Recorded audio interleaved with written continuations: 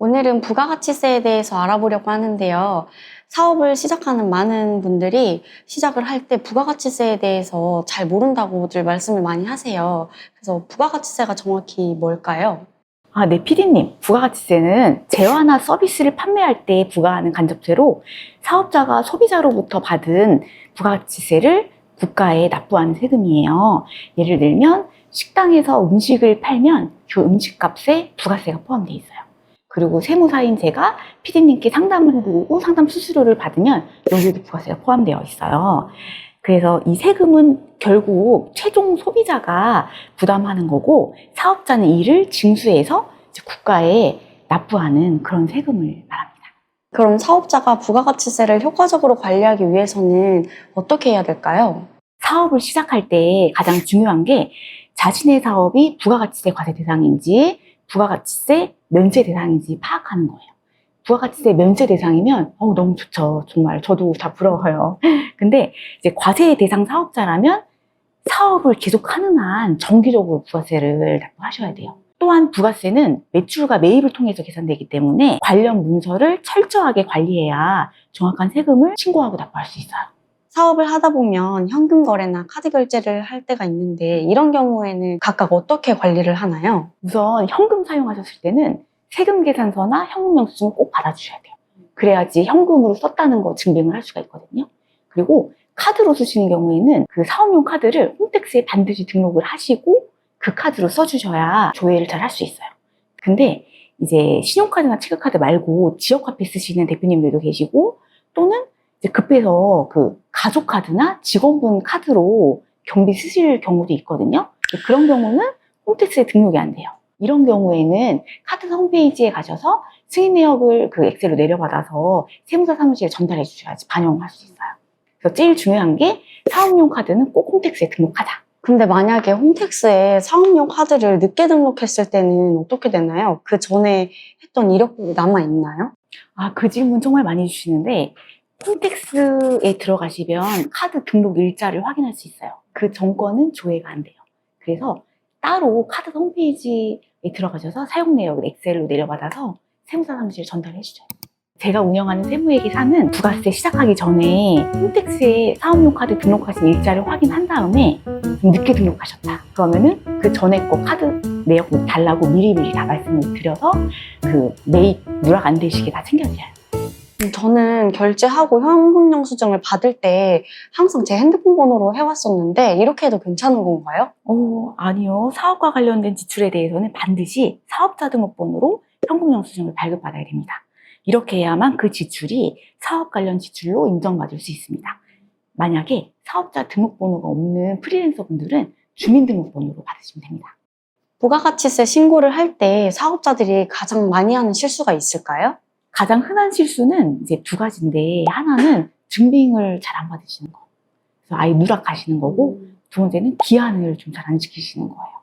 그리고 좀 더 이제 세부적으로 설명을 드리면, 특히 월세 세금계산서를 그렇게 안 받으시더라고요.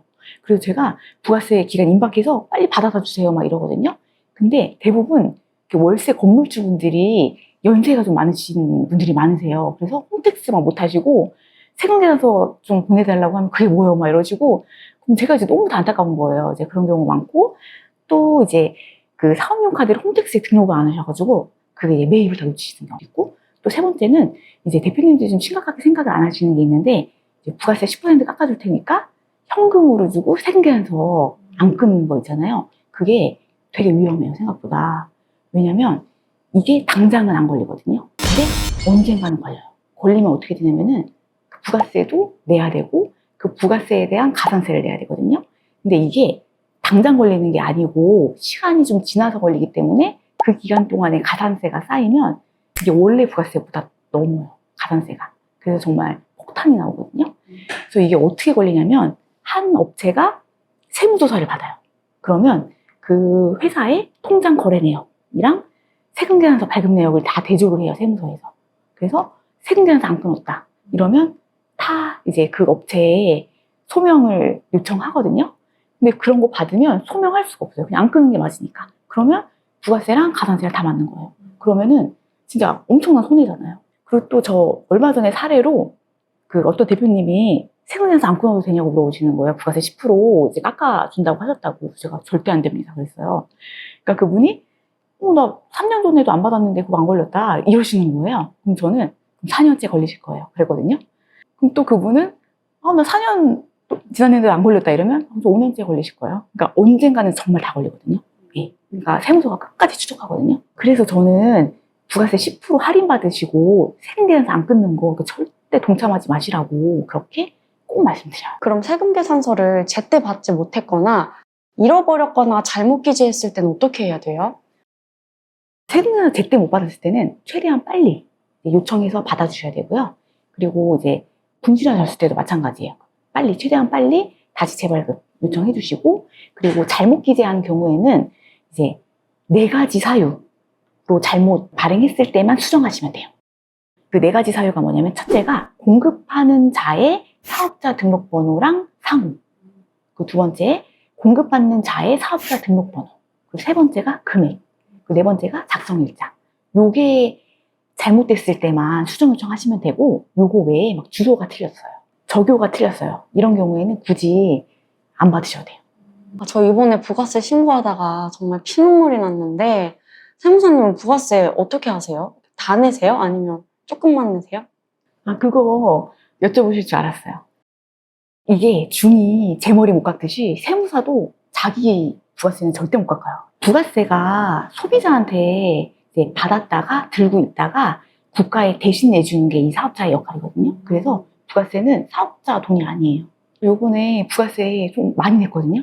그래서 너무 진짜 막 너무 속상한 거예요. 그래서 저는 어떻게 하냐면 부가세 통장 만들어 놓고 매달 부가세는 이렇게 빼놔요. 빼놓고 이거 내 돈 아니다, 이렇게 해놔야 납부서를 봤을 때 좀 충격이 좀 덜 하거든요. 그래서 부가세 통장 만들어서 좀 이체해 놓으시면 좋을 것 같아요. 그리고 저도 이제 정말 대표님들 부가세 제 돈이라고 생각하고 절세 진짜 열심히 하거든요. 근데 이제 규모가 크시면 부가세도 정말 많이 나오거든요. 그래서 그 납부서 드리는 저 자체도 너무 죄송한 거예요. 그래서 저는 아침에 절대 안 보내요. 대표님 좋은 아침입니다, 3천만 원 내세요, 이러면 정말 기분 안 좋잖아요. 그래서 아침에 절대 안 보내고, 식사하시기 전에 절대 안 보내거든요. 대표님 식사 맛있게 하세요, 이렇게 3천만 원 납부서 이렇게 드리면 정말 기분 안 좋으시잖아요. 무슨 밥 맛있겠어요. 그래서 저도 그 마음을 되게 이해해요. 속상하신 마음을.